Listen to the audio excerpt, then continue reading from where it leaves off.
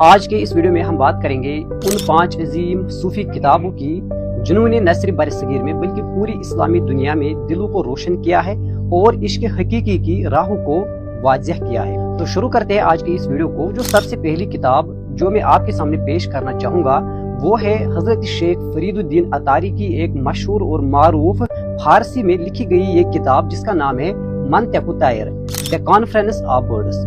یہ کتاب ایک مشہور کتاب ہے جس میں فرید الدین اتار رحمۃ اللہ علیہ فرماتے ہیں کہ ایک دن پرندوں کی ایک بہت بڑی جماعت اکٹھی ہوئی۔ وہ سب دنیا کی الجھنوں سے تانگ آ چکے تھے۔ وہ چاہتے تھے کہ ان کا کوئی بادشاہ ہو جو ان کو راہ دکھائے۔ ان میں ایک پرندہ تھا جس کا نام ہے ہدہد، جو دانائی اور معرفت میں سب سے آگے تھا۔ اس نے مشورہ دیا کہ ہمیں ایک حقیقی بادشاہ کی تلاش میں نکلنا چاہیے، اور اس حقیقی بادشاہ کا نام ہے سیمرغ۔ سیمرغ ایک مقدس اور پاک پرندہ ہے جو ہر چیز کا راز جانتا ہے، اور سیمرغ تک پہنچنے کے لیے ہمیں بہت ساری راہوں کو، ہمیں بہت ساری وادیوں کو عبور کرنا ہوگا، ان کو فتح کرنا ہوگا۔ پھر اس کے بعد بہت ساری وادیاں آتی ہیں، 7 وادیاں آتی ہیں جن کو عبور کر کے یہ پھر پہنچ جاتے ہیں اپنے بادشاہ جس کا نام ہے سیمرغ، اس کے پاس پہنچ جاتے ہیں۔ یہ سفر طویل، سخت اور روحانی سفر ہوتا ہے، اور اس کے بعد بہت سارے پرندے راستے میں ہی ہار جاتے ہیں۔ کچھ خوف زدہ ہوتے ہیں، کچھ دنیاوی لالچوں میں پھنس جاتے ہیں، اور وہاں پہنچتے پہنچتے صرف 30 پرندے وہاں تک پہنچ جاتے ہیں۔ اور جب وہ سیمرغ کے دفتر میں پہنچ جاتے ہیں تو ان پر یہ حقیقت آشکار ہوتی ہے کہ سیمرغ کوئی دوسرا نہیں ہے بلکہ وہ خود ہی ہے۔ ان کے اندر ہی حقیقت چھپی ہوئی ہے۔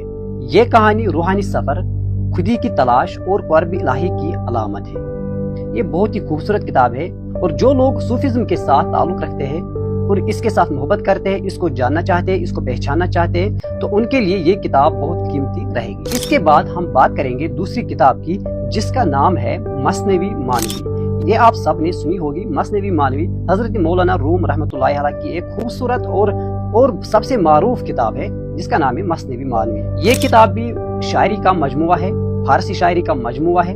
یہ وہ کتاب ہے جس کو قرآن در زبان فارسی کہا جاتا ہے۔ اس میں انسان کی روحانی ترقی، نفس کی پہچان، سچے عشق اور خدا کی طرف واپسی کا سفر بیان کیا گیا ہے۔ رومی نے مختلف تمثیلی کہانیوں کے ذریعے سے دل کو چھو لینے والے پیغامات دیے ہیں اس مثنوی میں، اس کتاب میں، جیسے شیر اور درویش، شہزادہ اور کنیز، مور اور طوطے کی مثالیں شامل ہیں۔ یہ کتاب ہمیں سکھاتی ہے کہ سچا عاشق انسان کو خودی سے نکال کر خدا سے ملا دیتی ہے۔ یہ بھی بہت خوبصورت کتاب ہے، آپ سب نے اس کے بارے میں سنا ہوگا۔ اب ہم بات کریں گے تیسری کتاب کے بارے میں جس کا نام ہے کشف المحجوب۔ یہ کتاب علی بن عثمان حجوری کی ہے جس کو داتا گنج بخش کے نام سے بھی یاد کیا جاتا ہے۔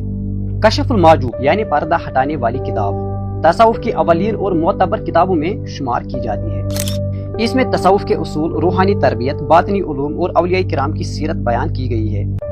اس کے کچھ اہم موضوعات اس طرح ہے: علم اور عقل کا رشتہ، اخلاق اور تزکیہ نفس، مرشد اور مرید کا تعلق، اور علم ظاہری اور علم باطنی جیسے موضوعات کے بارے میں اس کتاب میں گفتگو کی گئی ہے۔ کشف المحجوب انسان کو باطنی پاکیزگی، اللہ کی معرفت اور سچے عشق کی طرف لے جانے والی ایک رہنما کتاب ہے۔ اور اس کے بعد ہم آتے ہیں چوتھی کتاب پر جس کا نام ہے الفتوحات المکیہ۔ الفتوحات المکیہ یعنی مکہ کی روحانی فتوحات شیخ معین الدین ابن عربی رحمۃ اللہ علیہ کی سب سے بڑی اور معروف تصنیف ہے، جو صوفیانہ حکمت، روحانی تجربات اور باطنی علوم کا ایک عظیم خزانہ ہے۔ اس کتاب میں وہ معارف و اسرار درج ہے جو شیخ کو مکہ میں روحانی مکاشفوں کے دوران حاصل ہوئے۔ اس کے کچھ اہم موضوعات ہیں جس میں انسانی کامل، وجود اور حقیقت، قرآن کی باطنی تفسیر موجود ہے۔ الفتوحات المکیہ صرف ایک علمی کتاب نہیں ہے بلکہ یہ روحانی ارتقاء، معرفت حق اور عشق الہی کی راہ دکھانے والا ایک نورانی صحیفہ ہے۔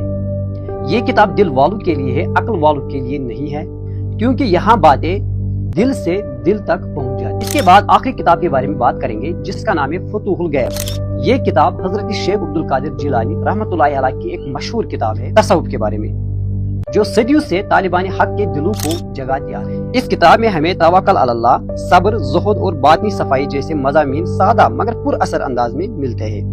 اس میں ایک جگہ حضرت فرماتے ہیں کہ اگر تم دنیا کو چھوڑ دو گے تو دنیا تمہارا پیچھا چھوڑ دے گا۔